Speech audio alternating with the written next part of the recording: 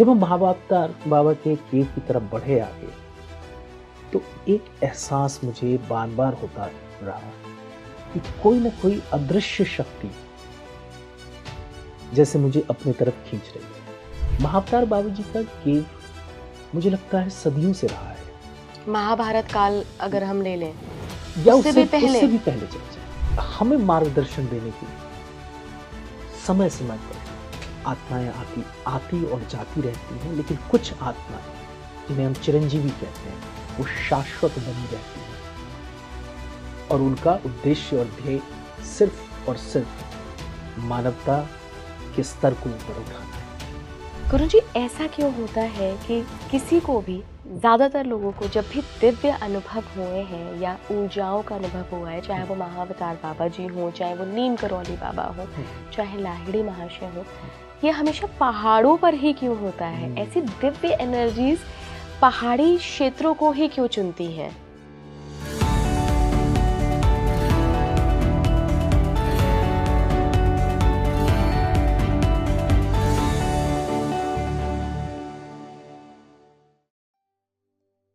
नमस्कार भारत, आप देख रहे हैं स्पीकिंग ट्री। मैं हूं आपके साथ इला गोस्वामी। आज का पॉडकास्ट महाअवतार बाबा जी पर आधारित रहेगा। इतनी बड़ी दिव्य आत्मा है, इतनी महान हस्ती है कि इन पर हम मनुष्य बात करें वो मतलब आपको अजीब लगेगा, लेकिन फिर भी आप सभी जानना चाहते थे। आप में से कई लोगों ने कमेंट बॉक्स में हमें बताया कि महाअवतार बाबा के बारे में, उनकी जो गुफा है उत्तराखंड, उसके बारे में आप जानना चाहते हैं। तो आज हम ये स्पेशल एपिसोड लेकर आए हैं महाअवतार बाबा जी के बारे में।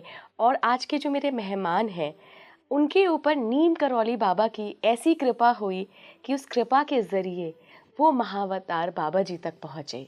कैसी रही ये यात्रा, क्या उनका अनुभव रहा, महाअवतार बाबा जी के बारे में उनको क्या जानने का मौका मिला, दिव्य शक्तियों से वो कैसे जुड़ पाए, उत्तराखंड में उस गुफा में क्या हुआ, आज सबके बारे में, सारे अनुभवों के बारे में वो बताएंगे विस्तार से स्पीकिंग ट्री के इस पॉडकास्ट में। तो बिना देरी करे उनसे रूबरू करवाती हूँ आपको। मेरे साथ जुड़े हैं श्री कौशल गुरुजी।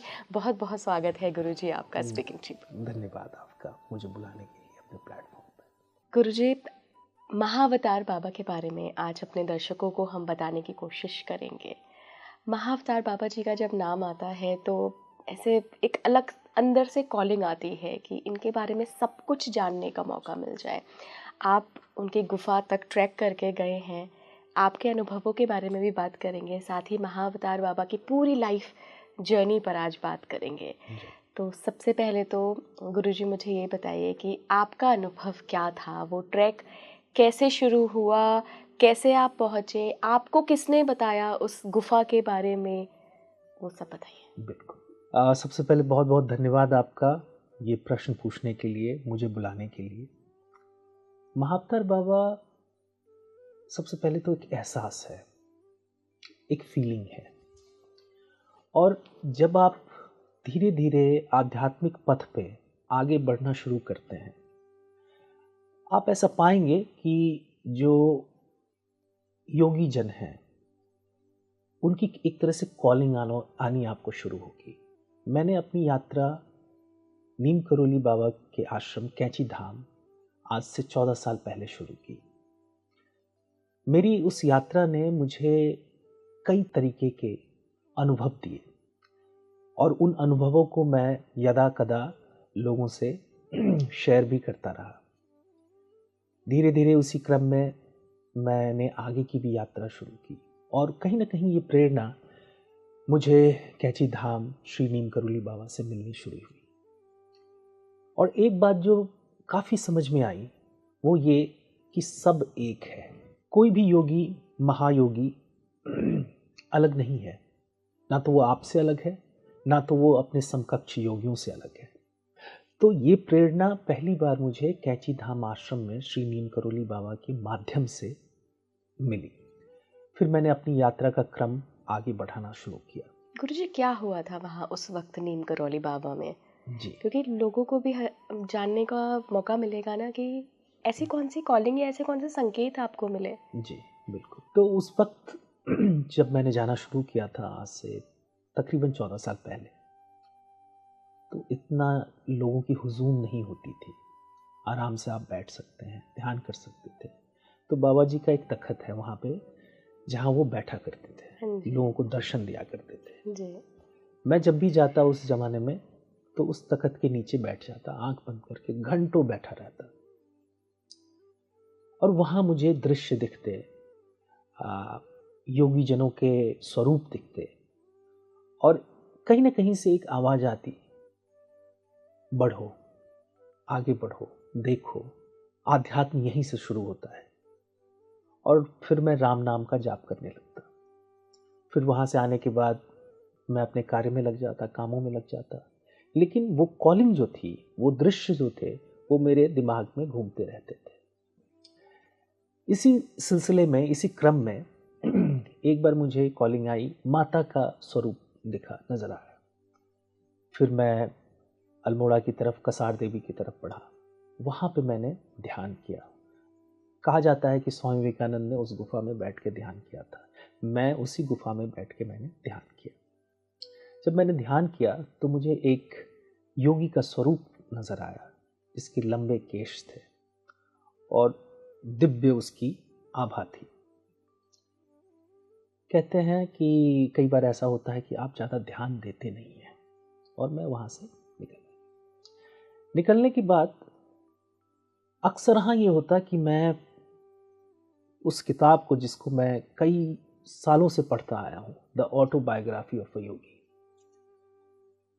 मेरे पास कहीं ना कहीं से वो किताब हो जाती और मैं उसे पढ़ने लगता।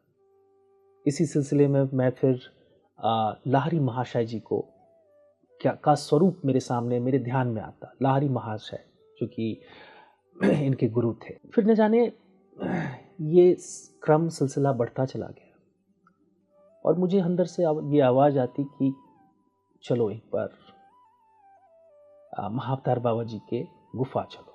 जब ये आभास काफी आगे बढ़ गया और मुझे लगा नहीं, अब ये इस कॉलिंग को मैं रोक नहीं सकता हूं, तो मैंने अपनी यात्रा शुरू की महाअवतार बाबा जी के केव में।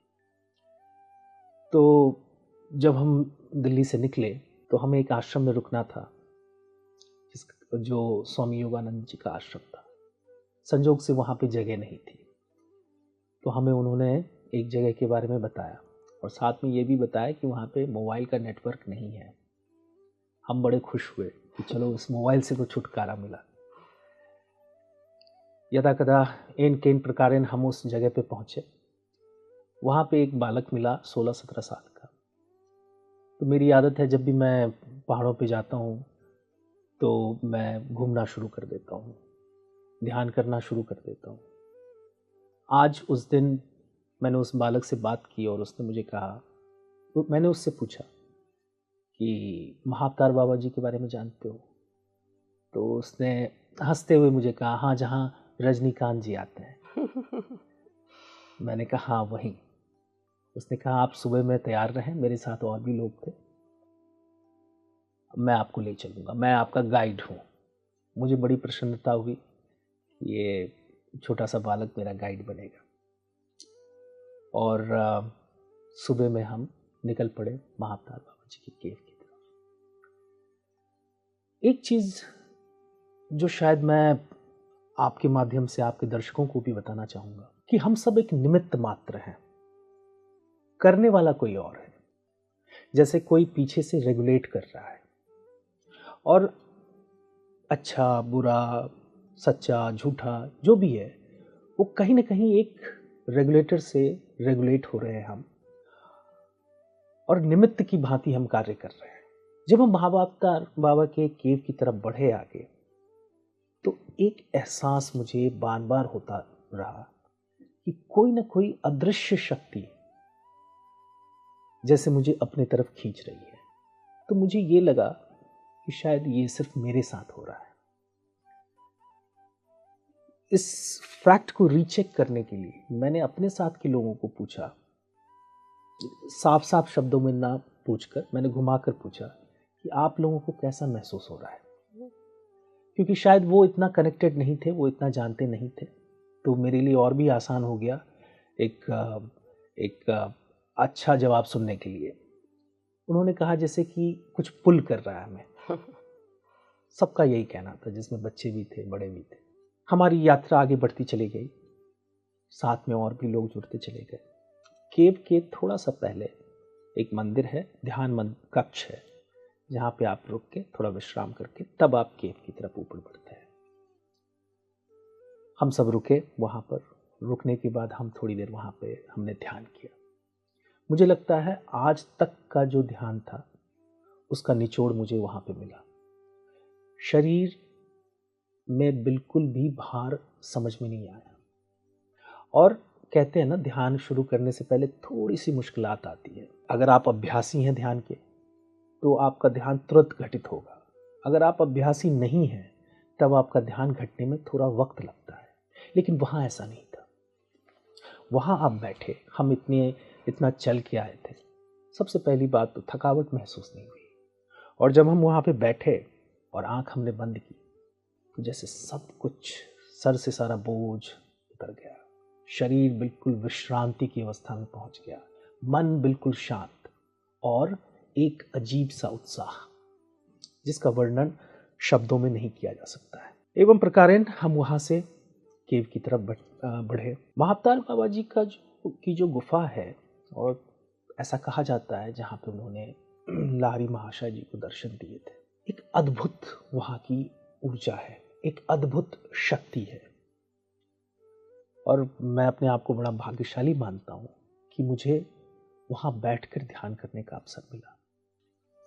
जब मैं ध्यान कर ही रहा था तो पुनः ऐसे लगा जैसे कोई मुझे खींच रहा हो, मेरी आंखों को खोल रहा हो। और तकरीबन आधे घंटे में मैं वहां से उतरकर नीचे आया। जब गुफा से मैं नीचे उतरकर मुश्किल से 10 कदम चले होंगे, वहां पे एक बैठने की जगह है। जैसे मैं यहाँ बैठा हुआ हूँ एक पत्थर पे, और कुछ पत्थर इधर की तरफ हैं। मेरे मन में न जाने क्या आया और मैं उस पत्थर पे जाकर बैठ गया, आंख बंद करके। बाकी के जो लोग थे वो इधर उधर घूम रहे थे या बैठे थे। थोड़ी देर ही बीता होगा कि एक सन्यासिनी, एक माता जी, उस बगल वाले पत्थर पे आके बैठ गई। और मैं अपने मन ही मन, मैंने बिल्कुल अपनी सांस पे ध्यान करते हुए, और मैं चुपचाप बैठा हुआ था। मेरी आंखें थोड़ी खुल रही थी, बंद हो रही थी। माता जी जब आई और उन्होंने अपनी साधना वहां पर शुरू की, उसके ठीक 2-3 मिनट के बाद मैंने भी अपनी साधना प्रारंभ की। जीवन में ऐसा पहली बार हुआ, ऐसा अनुभव जो मैं आपको अभी बताने जा रहा हूं, जो शायद आज तक का मेरा अनूठा पहला ऐसा अनुभव रहा हो। तकरीबन 2-3 मिनट के बाद मुझे अपने स्पाइन, अपनी रीढ़ की हड्डी में कंपन महसूस होनी शुरू हुई, वाइब्रेशन। और इस वाइब्रेशन का जो सिरा था, या जो कह लें कि जो स्टार्टिंग पॉइंट था, वो स्पाइन का बॉटम ना होके स्पाइन का एंड था, अपर एंड। वहां से जैसे मुझे लगा कि कुछ मूव करना शुरू हुआ। धीरे धीरे ये मेरे पूरे स्पाइन में मूवमेंट हो रही थी। कुछ क्षणों के बाद मेरे लिए रोकना मुश्किल था, क्योंकि मेरी पूरी रीढ़ की हड्डी पेंडुलम की तरह, और वो भी काफी स्पीड में, वो अभी तो मैं खुद कर रहा हूं, वहां पे मुझे ये करने की जरूरत नहीं थी, वो खुद मूव हो रही थी। ये सिलसिला तकरीबन 10 मिनट तक, 10-12 मिनट तक चला। अब धीरे धीरे मुझे अपने शरीर की संज्ञा शून्य होने लगी, शरीर का ज्ञान कम होने लगा, और कोई विचार नहीं, बस वो मूवमेंट थी। और ऐसा महसूस हो रहा था जैसे शरीर का हर भाग अलग अलग दिशाओं में जा रहा है। सच कहूं तो ऐसा जान पड़ा कि मैं हूं ही नहीं, और अपने ऊपर ध्यान जा ही नहीं रहा था। जैसे सब कुछ है पर कुछ नहीं है, मैं हूं पर मैं नहीं हूं, मेरा शरीर है पर शरीर नहीं है, सांस है पर सांस नहीं है। शायद शब्दों में इसे हम नहीं बता सकते हैं। अनुभव का विषय है ये गुरुजी। जी बिल्कुल। जब मुझसे नहीं रहा गया और मुझे थोड़ी सी संज्ञा वापस आई तो मैं बोलने की स्थिति में नहीं था। मैंने सिर्फ अपनी आंखें खोली और मैंने हाथ से इशारा किया। तो जो मेरे सामने लोग थे वो मेरे पास आए और मैंने इशारे में ही कहा कि मुझे यहाँ से उठाओ, क्योंकि मेरे टांग खुल नहीं रहे थे, मुझसे उठा नहीं जा रहा था। एवं प्रकारेण उन्होंने मुझे उठाया एंड मैं ज़मीन पे थोड़ी दूर आगे जाके मैं लेट गया, थोड़ा पानी पिया। थोड़ी देर 15-20-25 मिनट के बाद मेरी संज्ञा फिर से शरीर में वापस आनी शुरू। मेरी पहली जो जिज्ञासा थी, मैं उन साध्वी को देखना चाहता था। मैंने देखा वो अपनी तपस्या में वहीं पर लीन थी। कुछ क्षण बीत जाने के बाद मैंने उन्हें प्रणाम किया और उन्होंने हल्के से आँख खोलते हुए मुझे कहा, आप आते रहिए। वो ज़्यादा हिंदी नहीं बोल पाती थी मेरे हिसाब से, शायद वो तमिल की थी, लेकिन उन्होंने मुझे बस इतना कहा कि आते रहिए। और मैं वहाँ से आगे की तरफ बढ़ चला। इस पूरे अनुभव का अगर मैं निचोड़ कहूँ तो मैं एक शब्द में कह सकता हूँ, चाहे उसे महायोगी बोले, महाअवतार बाबा बोले, परम योगी बोले, परम ज्ञानी बोले, योगियों का योगी बोले, ये शक्तियां विराजमान है, विद्यमान है और ये सर्वव्यापक, सर्वभौमी है, सर्वज्ञ है। सिर्फ इनको अपने अंतःकरण से जानने की जरूरत है।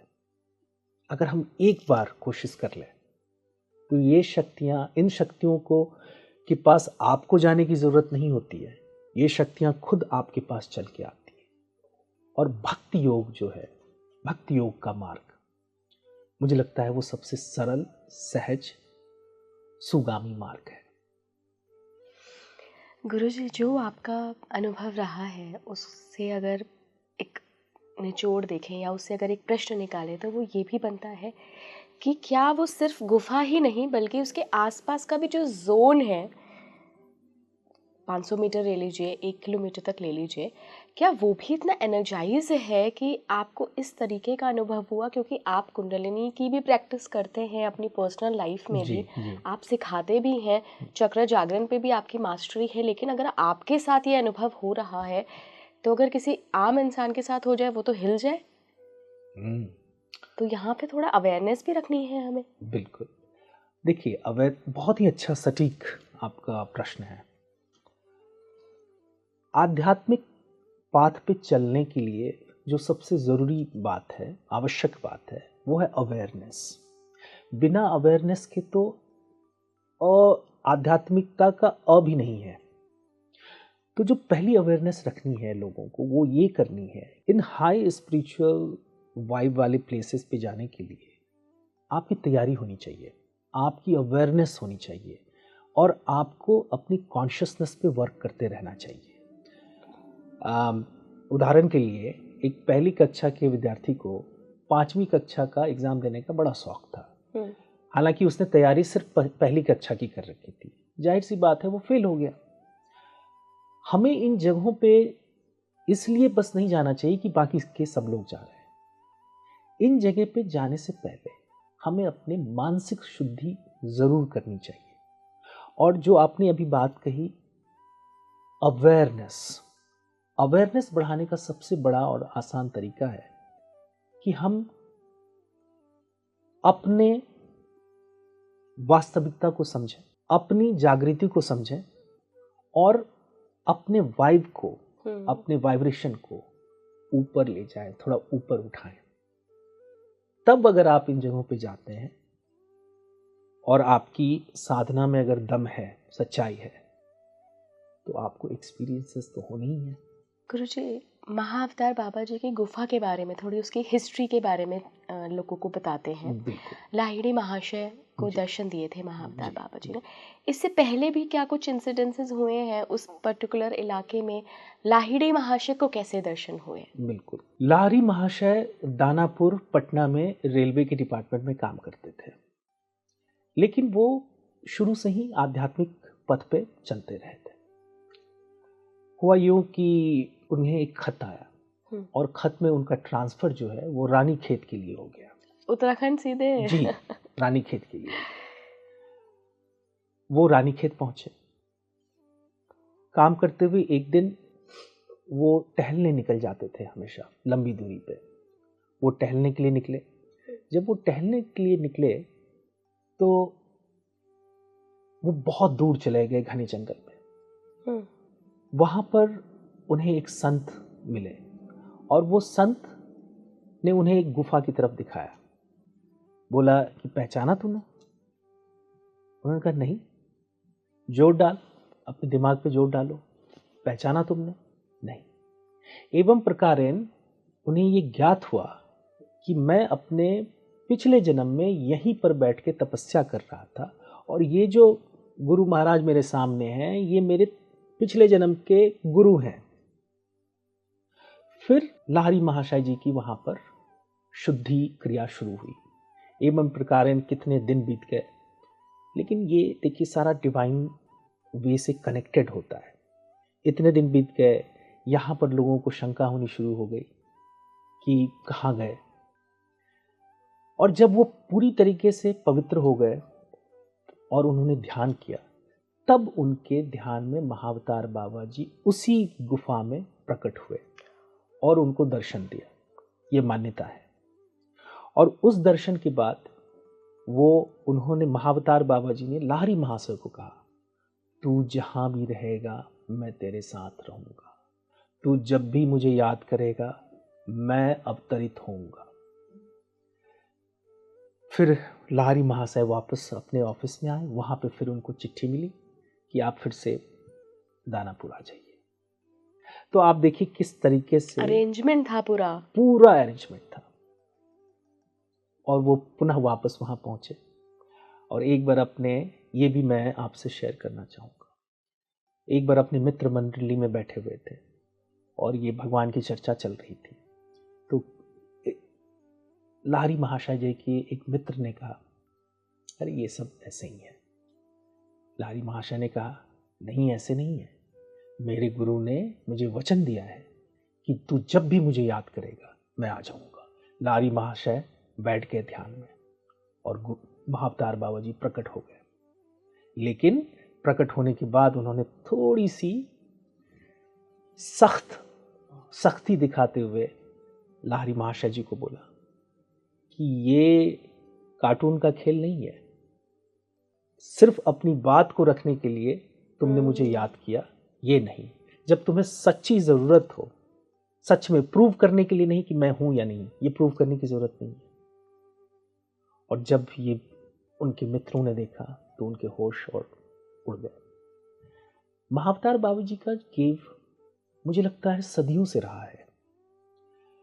लाहिड़ी महाशय का एग्जाम्पल बहुत नजदीक का है, बहुत नजदीक, इसलिए लोग कनेक्ट कर पाते हैं। इसलिए लोग कनेक्ट कर पाते हैं। हालांकि मेरा अपना मानना है कि ये नहीं कुछ भी तो 4-5 हजार साल से ज्यादा पुराना है। महाभारत काल अगर हम ले लें या उससे भी पहले चले जाएं आप, उससे भी पहले चले जाएं। हम कहते हैं ना पुरातन योगी, आदि योगी। बहुत लोग उन्हें भगवान शिव का अवतार समझते हैं।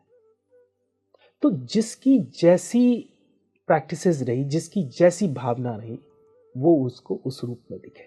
गुरुजी, हमने महाअवतार बाबा जी के बारे में या तो लाहिड़ी महाशय के जरिए जो बताया गया है उधर से पढ़ा सुना है, या फिर जो आजकल के योगी हैं उनके मुंह से सुना है। कई योगियों को दर्शन भी दिए हैं उन्होंने, कई योगियों ने एनर्जी के रूप में महसूस भी किया है। आपने भी उनकी गुफा के पास उनको महसूस किया है। लेकिन लोग ये जानना चाहते हैं कि क्या महाअवतारी बाबा कभी किसी शरीर में भी थे? कहाँ से आए ये? क्या शास्त्रों में इनका वर्णन है, या ये मतलब लोग जानना चाहते हैं कि उनका स्वरूप कितना पुराना है? बिल्कुल, इस प्रश्न के 2 उत्तर दूंगा मैं। पहला उत्तर, हाँ, ऐसा मानने वाले लोग भी हैं जो ये कहते हैं महाअवतार बाबा जी दक्षिण भाग से आए। एक बालक के रूप में वो तेजस्वी ओजस्वी बालक थे। उन्होंने अपनी साधनाएं की और साधना का क्रम उनका इतना प्रकाष्ठ और प्रकांड था कि वो जीते जी चिरंजीवी बन गए। जीते जी चिरंजीवी बनने का मतलब है कि आप शरीर होते हुए भी शरीर में नहीं हैं। शंकराचार्य जी को भी ऐसा माना जाता है। तो एक तो कहानी ये है, ये तकरीबन नहीं कुछ भी तो 3000 साल पहले की ये गाथा है, कथा है। दूसरा एंगल जो इसका है कि ऐसे बहुत सारे महात्मा हैं, नीम करोली बाबा जी महाराज, महाअवतार बाबा जी, जो चिरंजीवी की तरह इस लोक में मौजूद है। वो उनका उद्देश्य सिर्फ और सिर्फ मानवता की भलाई के लिए कार्य करना है। यहां तक कि उन्हें मोक्ष से भी मतलब नहीं है। आपने सुना होगा या हमारे दर्शकों ने सुना होगा कि अंतिम लक्ष्य जो है योग और साधना का वो है मोक्ष। लेकिन जो मानवता की भलाई के लिए कुछ आत्माओं ने कर्तव्य उठाया, उन्होंने डंके की चोट पे कहा कि मुझे मोक्ष भी नहीं चाहिए, मैं जागृत रहना चाहता हूं। और आपने ये महसूस किया होगा कि आप देख रहे होंगे धीरे धीरे लोगों की कॉन्शियसनेस बदल रही है, देश की कॉन्शियसनेस बदल रही है और पूरे विश्व की कॉन्शियसनेस बदल रही है। इसको हम बोलते हैं कलेक्टिव कॉन्शियसनेस। और ये कलेक्टिव कॉन्शियसनेस जो है, कहीं ना कहीं मेरा मानना है कि महाअवतार बाबा जैसे योगी जो चिरकाल से बैठे हुए हैं और वो हमें प्रेरणा भेज रहे हैं, वो दिन और रात ध्यान में बैठे हुए हैं और उनकी द्वारा भेजे गए प्रेरणाओं से ही एक कलेक्टिव कॉन्शियसनेस बन रहा है। तो हम दोनों बातों पे विश्वास कर सकते हैं, जैसे कि गाथा चली आ रही है कि उन्होंने शरीर रूप में जन्म लिया। दूसरा, शायद ये भी एक खेल हो। After all everything is a play, god's play. तो हमें मार्गदर्शन देने के लिए समय समय पर आत्माएं आती और जाती रहती हैं, लेकिन कुछ आत्माएं जिन्हें हम चिरंजीवी कहते हैं वो शाश्वत बनी रहती हैं और उनका उद्देश्य और ध्येय सिर्फ और सिर्फ मानवता के स्तर को ऊपर उठाना है। तो जिनकी ये इच्छा है, आकांक्षा है, वो दोनों रूपों पे ध्यान करें, साकार और निराकार। महाअवतार बाबा जी का जो साकार स्वरूप जो हम पिक्चरों में देखते हैं वो उन पे ध्यान कर सकते हैं, क्योंकि परमहंस योगानंदा जी ने जब ध्यान में वो उतरे और जब उनका साक्षात्कार हुआ महाअवतार बाबा जी से, तो उनके ध्यान में ये रूप अवतरित हुआ कि वो देखने में उनके बाल ऐसे हैं।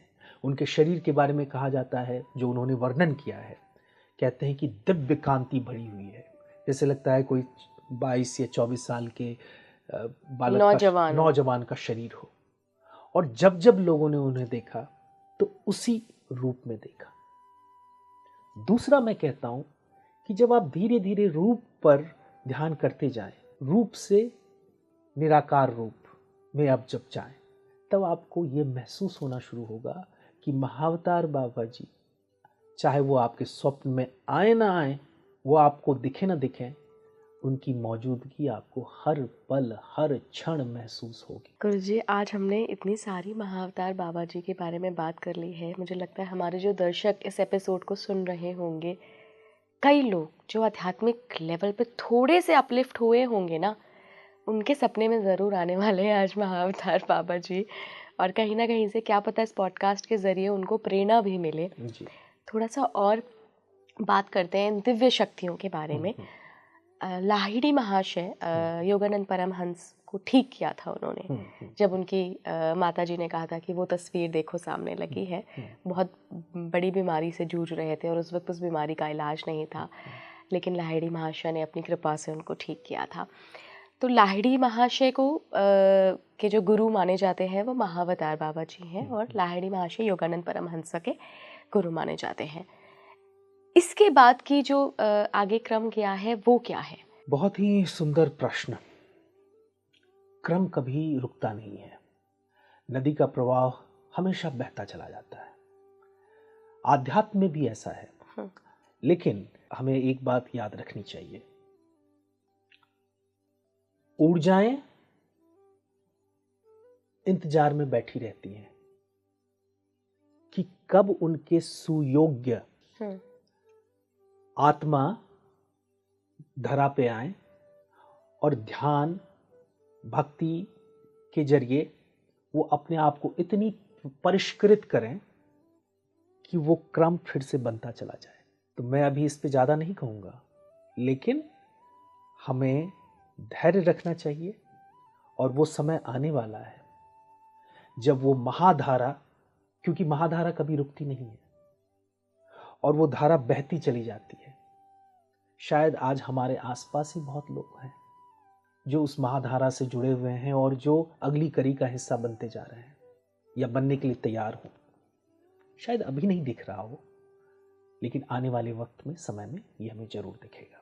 गुरुजी, ऐसा क्यों होता है कि किसी को भी, ज़्यादातर लोगों को जब भी दिव्य अनुभव हुए हैं या ऊर्जाओं का अनुभव हुआ है, चाहे वो महाअवतार बाबा जी हों, चाहे वो नीम करौली बाबा हों, चाहे लाहिड़ी महाशय हों, ये हमेशा पहाड़ों पर ही क्यों होता है? ऐसी दिव्य एनर्जीज पहाड़ी क्षेत्रों को ही क्यों चुनती हैं? आप पहाड़ पे कितनी बार जाती हैं एक साल में?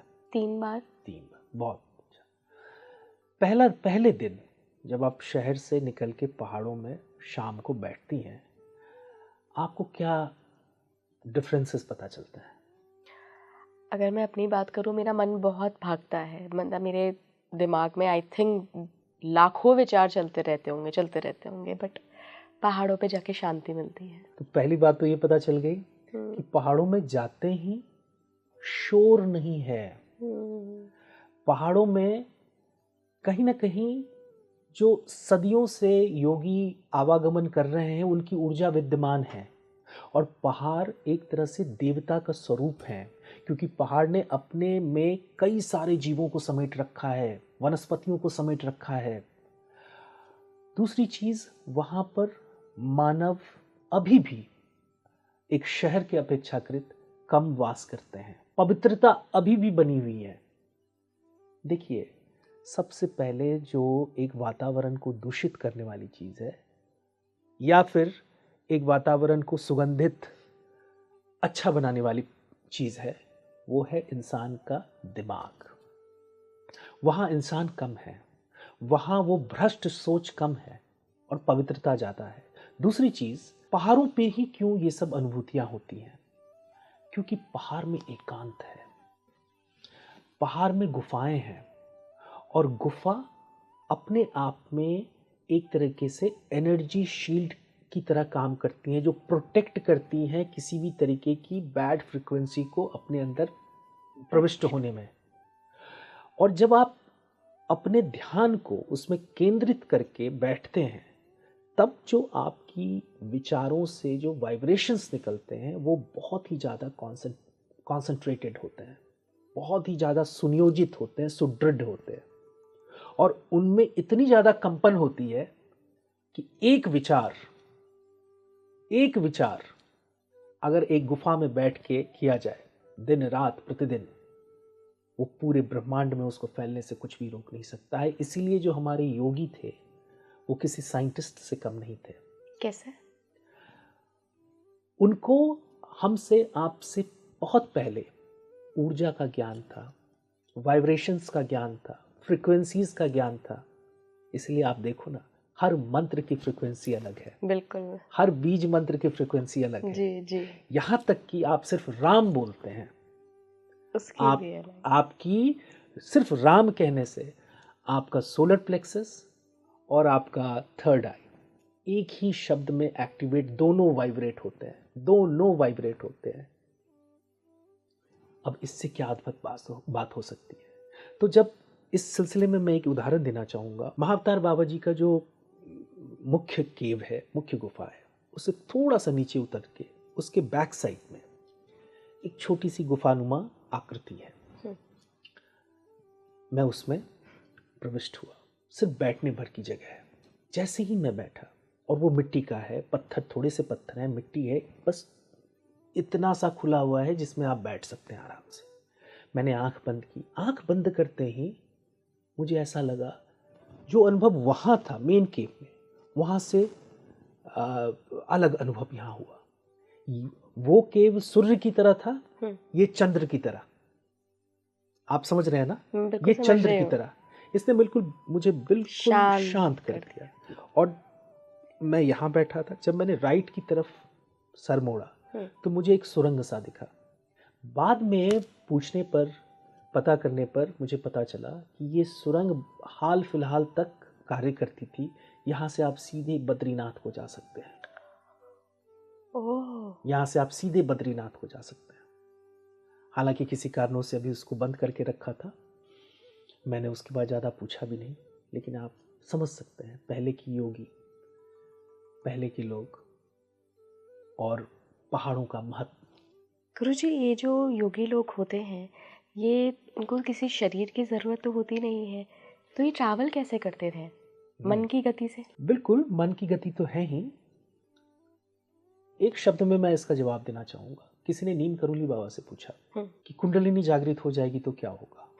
उन्होंने एक शब्द में, एक वाक्य में उत्तर दिया, तुम्हें एरोप्लेन की टिकट की जरूरत नहीं है, तुम यहां से अमेरिका पलक झपकते पहुंच जाओगे। आपके अंदर ही सर्वस्व है, पूरा ब्रह्मांड है।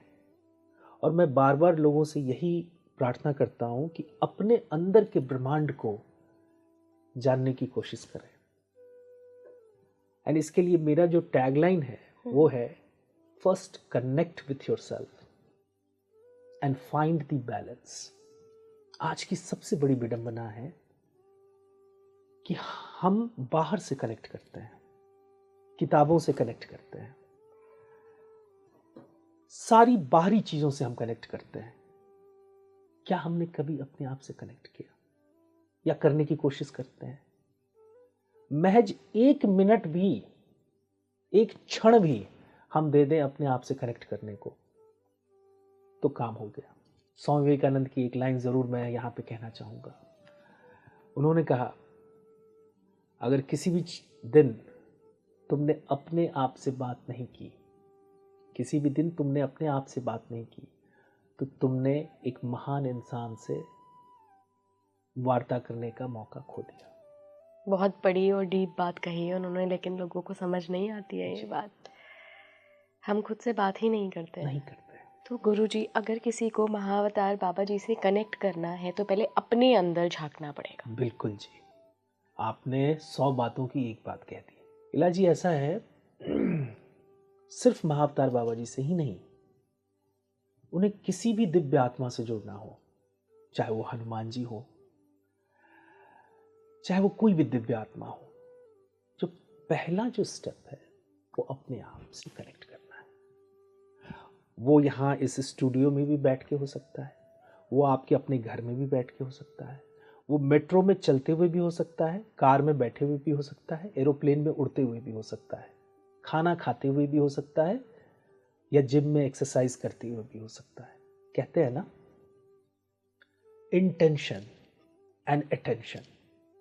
आप जैसी इंटेंशन रखोगे आपकी अटेंशन वैसी हो जाएगी। सो आपको चलते उठते बैठते अंदर से वो एक इंटेंशन रखनी है।